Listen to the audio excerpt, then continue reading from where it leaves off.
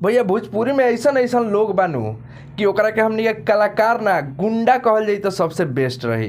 केहू जीभ घींचता तो केहू बा तो पूरा खानदान के लपेट दी, केहू खोदबा तो खोदा जीब, मतलब लाइव में आके अजीब अजीब बात करता, केहू केहू इंटरव्यू में का बात करता। आ यही पही लोग कहता लो कि भोजपुरी इंडस्ट्री के हमनी के बढ़ावा तनी सन, ये बढ़ावा तारा लो तू बोलो भोजपुरी इंडस्ट्री के तनी ऐसा तो बात तारा लोग के साथ नहीं खे।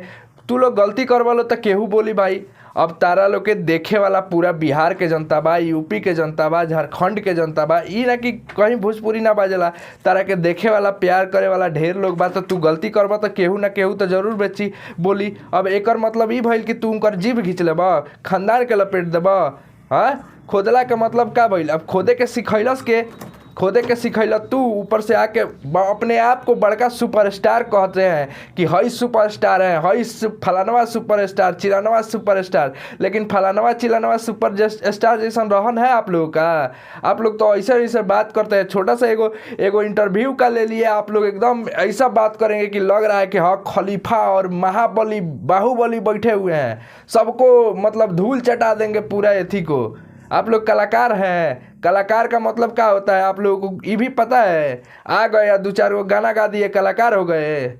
आपका तो जो बोल रहा है ना, आप जो इंटरव्यू में आए थी में, आपका नहीं लग रहा है कि आप कलाकार हैं। आप तो सीधे सीधे लग रहा है कि गुंडा है। आप देखिए हम किसको बोल रहे हैं, सब कोई जानता है। यहाँ पे धुरंधर भैया का दूर दूर तक कोई नाता नहीं है।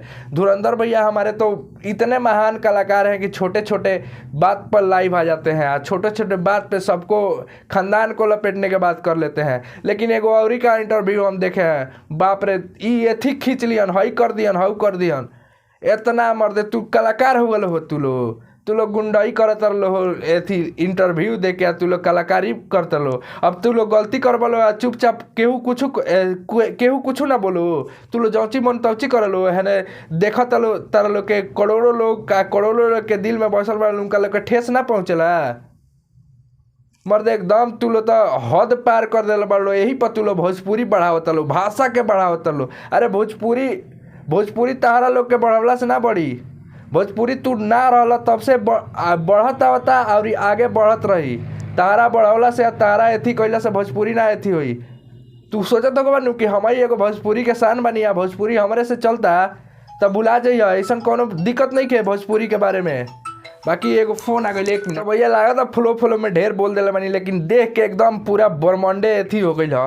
बाकी आप लोग बताइए, आप लोगों के का विचार बा कमेंट बॉक्स में जरूर बताएं। और वीडियो पसंद आई तो वीडियो को लाइक करके बेल आइकन के जरूर दबा दें। हम मिलते हैं अगला वीडियो में, तब तक खाती जय हिंद, वंदे मातरम।